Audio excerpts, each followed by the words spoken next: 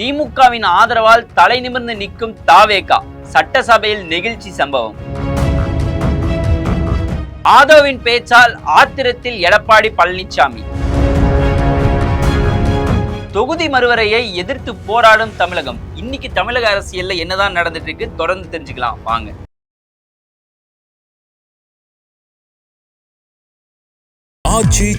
எந்த சமையலும் ருசி தேடும் ரகசியம் 20 ரூபாய். போர்வைக்கால அட்டகாச ஆடியோ ஆஃபர் ஸ்டார்ட் ஆகிருச்சு. போர்வைக்கால பொருட்கள் வாங்கி 1 கோடி மதிப்புள்ள கிஃப்ட் வின் பண்ண வாய்ப்பை பெறுங்க.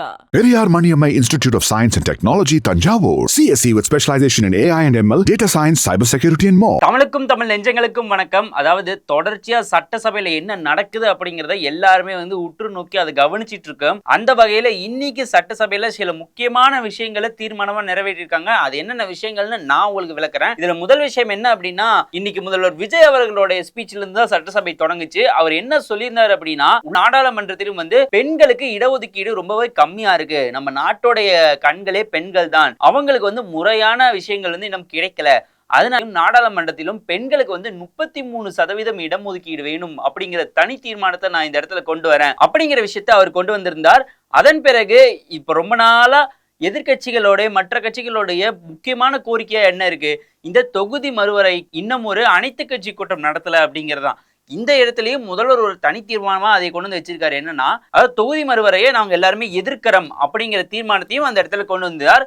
அதுமே இந்த இடத்துல பேசும் பொருளா மாறி இருக்கு. இதற்கு யாரெல்லாம் ஆதரிக்கிறீங்க அப்படிங்கிற கொஸ்டின்ஸ் வரப்போவே அந்த இடத்துல ஒரு சின்ன சர்ச்சை என்னன்னா, ஈவாவேல் அவர்கள் என்ன சொல்லியிருந்தாருன்னா, முன்னாடிலாம் சட்டசபையில் எப்படி நடக்கும்னா, எதிர்கட்சியோடைய விஷயமா கேட்டுட்டு தான் மற்ற கட்சிகளுடைய ஆதரவா எதிர்ப்பாங்கிறத கேட்பாங்க. நீங்க மற்ற கட்சிகள்ல கேட்டுட்டு எதிர்கட்சி வர்றது சரியா இருக்காது அப்படின்னு ஏவாவேல் அதாவது விதிமுறைப்படி இப்படிதான் இருக்கும் அப்படிங்கிற அவரோட கருத்தை சொல்லியிருந்தாரு. அதுக்கு சபாநாயகர் எப்படி வரணுங்கிற டெசிஷன் எடுக்கலாம், அவருக்கு அதுக்கான உரிமை இருக்கு, அதனால என்னோட டிசிஷன்ல நான் இப்படி எடுத்திருக்கேன் அப்படின்னு சொல்லிட்டாங்க.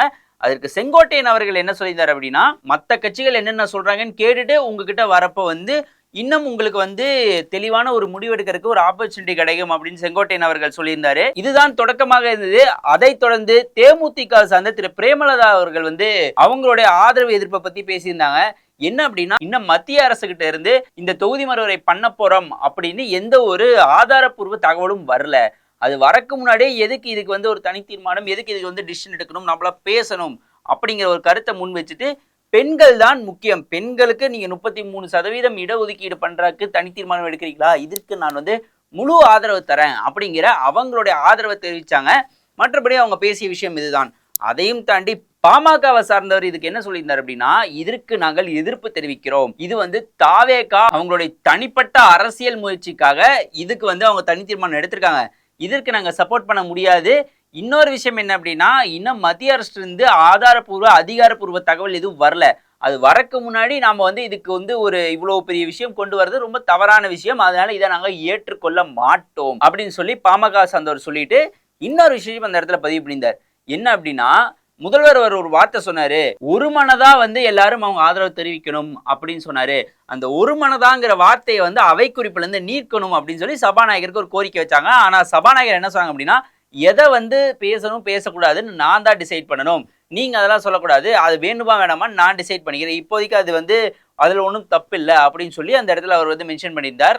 அதன் பிறகு முன்னாள் முதலமைச்சராக இருந்த திரு எடப்பாடி பழனிசாமி அவர்கள் அவருமே அவருடைய உரையை தொடங்கினார். அவரும் என்ன சொல்லியிருந்தார் அப்படின்னா, இது தாவேகா அவங்க தனிப்பட்ட அரசியல் விருப்பு வெறுப்புக்காக தான் இது ஒரு தனி தீர்மானம் கொண்டு இதை ஒரு பேசும் பொருள் ஆக்கியிருக்காங்களே தவிர, மத்திய அரசு இதுக்காக எந்த ஒரு அதிகாரப்பூர்வ தகவலும் வரல. அதற்கு முன்னாடி இதுக்கு நாங்க ஏத்துக்க மாட்டோம், அதனால இதை நாங்க முழுமையா எதிர்க்கிறோம் அப்படின்னு இந்த தீர்மானத்துக்கு அவங்க எதிர்ப்பு தெரிவிச்சிருந்தாங்க. இதுக்கு இந்த தொகுதி மறுவரைக்கு. ஆனால் பெண்களுக்கு இந்த 33% இடஒதுக்கீடு கேட்குறீங்களா, இது ஒரு நியாயமான கோரிக்கை. ஏனால் அதிமுக காலத்திலும் அம்மா இருந்த காலத்திலும் பெண்களுக்கு 50% இடஒதுக்கீடு வேண்டும் அப்படின்னு சொல்லிதான் நாங்களும் குறிப்பிட்டிருந்தோம் அப்படின்னு சொல்லி அந்த இடத்துல பதிவு பண்ணியிருந்தார். முதல்வர் பேசின ஒரு விஷயத்தை இந்த இடத்துல நோட் பண்ண என்ன அப்படின்னா, 2021 இதே சட்டமன்றத்துல 12 பெண்கள் மட்டும்தான் இருந்தாங்க. ஆனா இன்னைக்கு 24 பெண்கள் இருக்கிறாங்க. இதுதான் ஆட்சியின் சிறப்பு. இதையும் தாண்டி இன்னும் 33% வேண்டும், அதுதான் சரியாக இருக்குங்கிறத முதல்வரோட கோரிக்கை. அப்படியே இந்த பக்கம் அப்படின்னா, எடப்பாடி பழனிசாமி அவர்கள் அதுக்கு முழுமையா ஆதரவு தராரு. அதே சமயத்துல இந்த தொகுதி மறுவரைக்கு எங்கள் முழுமையான எதிர்ப்பை நாங்கள் தெரிவிக்கிறோம்னு சொல்லிட்டாரு அவரு. அதன் பிறகுதான் ஹீரோ என்ட்ரி மாதிரி எதிர்கட்சி தலைவர் உதயநிதி ஸ்டாலின் அவர்கள் இதுக்கு என்ன சொல்ல போறார், ஏன்னா நீங்க வந்து முன்னாடியே பார்த்திருப்பீங்க, அவங்க ஆளுங்கட்சியா இருக்கும் போதும் திரு மு.க. ஸ்டாலின் அவர்கள் முதல்வரா இருக்கும் போதும் நம்ம நாமக்கல்ல எலெக்ஷன் டைம் கேம்பெயின் டைம்ல தான் இந்த தொகுதி மறுவரைக்கான மசோதாவை வந்து எரிச்சு அவங்களோட ஆதரவை தெரிவிச்சாங்க. அவருடைய பிரச்சாரம் நாமக்கல்ல நடந்தது. அந்த டைம்ல தான் இந்த பிரச்சனை வந்து சூடு பறக்க ஆரம்பிச்சனால அங்கேயே வந்து கருப்பு சட்டை அணிந்து முன்னாள் அமைச்சரும் சரி, அதே நேரத்துல வந்து மு.க. ஸ்டாலின் அவர்களும் சரி அந்த இடத்துல வந்து அந்த தொகுதி மறுவரைக்கான மசோதாவை வந்து எரிச்சு அவங்களோட எதிர்ப்பு தெரிவிச்சிருந்தாங்க இல்லையா? ஸோ இது கண்டிப்பா வந்து முதல்வரோட செயலுக்கு எதிர்க்கட்சி தலைவர் வந்து ஆதரவு தெரிவிப்பாருன்னு வந்து எல்லாருமே யோசிச்சாங்க. நம்ம சொன்ன மாதிரியே இந்த தொகுதி மறுவரைக்கு திரு உதயநிதி ஸ்டாலின் அவர்கள் வந்து நாங்க வந்து முதலமைச்சருடைய இந்த தனி தீர்மானத்துக்கு ஆதரிக்கிறோம் அப்படின்னு சொல்லியிருக்காரு. அதே சமயத்துல இந்த 33% இடஒதுக்கீடு அதுவும் வந்து ஒரு நல்ல விஷயம் தான். இந்த 2 விஷயத்துக்கும் திமுக முழுமையாக ஆதரவு தருகிறது அப்படின்னு சொல்லி திரு உதயநிதி ஸ்டாலின் அவர்கள் வந்து மென்ஷன் பண்ணியிருக்காரு. திமுக வந்து முதல்வர் ஆதரிக்கிறது வந்து ஒரு நல்ல விஷயம் தான். ஏன்னா அவங்க கொண்டு வந்தது தான் இப்ப கொண்டு வராங்க. இருந்தாலும் இது தமிழக மக்களுக்கு எந்த ஒரு இடத்துலயும் அநீதி வழங்கிடக்கூடாதுங்கிறதுக்காக இதற்கெல்லாம் ஆதரிக்கிறாங்க. இது ரொம்பவே நல்ல விஷயம். அப்புறம் மாதவர்ஜன் என்ன சொல்லியிருந்தார் அப்படின்னா, மத்திய அரசு வந்து முறையில்லாமல் ஒரு விஷயம் கொண்டு வராங்க. அதாவது எந்த ஒரு முறையான அறிவிப்பும், அதாவது பிரதமரிடம் வந்து எந்த ஒரு முறையான அறிவிப்பும் இல்லாமல் இவங்களா வந்து ஒரு விஷயத்த வந்து ஸ்ப்ரெட் பண்ணி விடுறாங்க. ஆனாலும் நம்ம எதுக்குமே முன்னெச்சரிக்கையாக இருக்க வேண்டும் அப்படின்னு வந்து அந்த இடத்துல மென்ஷன் பண்ணியிருந்தாரு. அதற்கு எடப்பாடி பழனிசாமி அவர்கள் என்ன சொல்லியிருந்தார் அப்படின்னா, என்னவாக இருந்தாலும் அமித்ஷா அவர்கள் இப்ப ரீசெண்டா அவர் என்ன சொல்லியிருந்தார் அப்படின்னா, இன்னும் மத்திய அரசு வந்து முறையான எந்த தகவலும் வரல, அதற்கு முன்னாடி வந்து இதை வைத்து யாரும் அரசியல் பண்ண வேண்டாம் அப்படின்னு சொல்லியிருக்காரு.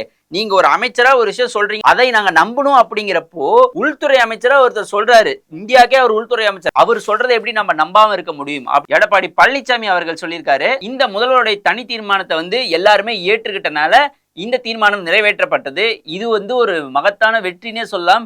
ஏன்னா பெண்களுக்கு முக்கியத்துவம் கொடுக்கணுங்கிறது தான் தாவேகா அரசுடைய முக்கிய நோக்கம். அவங்களுடைய தேர்தல் அறிக்கையிலையும் வந்து அதை தான் மென்ஷன் பண்ணியிருந்தாங்க. எல்லா இடத்துலையும் பெண்களுடைய பாதுகாப்பும் பெண்களோட வளர்ச்சியும் தான் முக்கியம் அப்படின்னு. அதற்கு ஒரு முன்னெடுப்பா இதை பார்க்கலாம்னு நினைக்கிறேன். ஸோ தொடர்ந்து சட்டமன்றத்திலும் அரசியலிலும் என்ன நடக்குதுன்னு தெரிஞ்சுக்கணும் அப்படின்னா நம்ம கிங் 360 இருக்கிற வீடியோ ஃபுல்லா பாருங்க.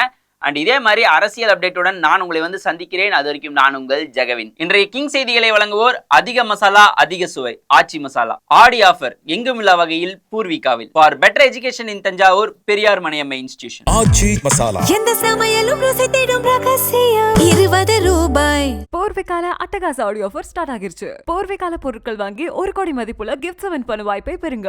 Periyar Maniammai Institute of Science and Technology, Tanjavur. CSE with specialization in AI and ML, data science, cybersecurity and more.